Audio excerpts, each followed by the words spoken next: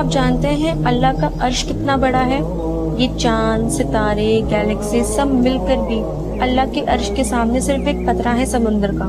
عرش کا مطلب ہے اللہ تعالیٰ کا وہ عظیم و شان تخت جو اس کی قدرت کا سب سے بڑا نشان ہے۔ قرآن میں کئی جگہ اللہ نے عرش کا ذکر کیا ہے۔ عرش وہ جگہ ہے جہاں سے اللہ پوری کائنات کو حکم دیتا ہے، لیکن یاد رہے اللہ اپنی مخلوق کی طرح نہیں، عرش پر ہے لیکن اس کا طریقہ ہماری سمجھ سے پرے ہے۔ اللہ تعالیٰ نے سورہ المومنون میں ارشاد فرمایا، اللہ وہ ہے جو عرش کا مالک ہے، سب سے اونچا ہے۔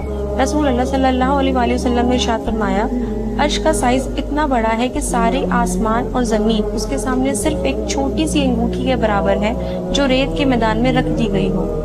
ہم جتنا بھی بڑا سوچیں اللہ کا عرش اس سے بھی کئی زیادہ بڑا ہے۔ عرش کا وزن، اس کا نور اور اس کی عظمت کا کوئی حساب نہیں، اور اللہ کا عرش پانی پر تھا جب زمین اور آسمان نہیں بنائے گئے تھے۔ قرآن میں سورہ الحاقہ میں آتا ہے، اور اس دن 8 فرشتے ہوں گے جو اپنے رب کا عرش اٹھائے ہوں گے۔ حدیث میں آتا ہے کہ عرش اٹھانے والے فرشتے اتنے بڑے ہیں کہ ان کے کندھوں سے لے کر کان تک کا فاصلہ 700 سالوں کا سفر ہے۔ یہ فرشتے اللہ کی تسبیح کرتے رہتے ہیں اور اس کی شان بیان کرتے ہیں۔ قیامت کے دن عرش اللہ کی قدرت کا سب سے بڑا منظر ہوگا۔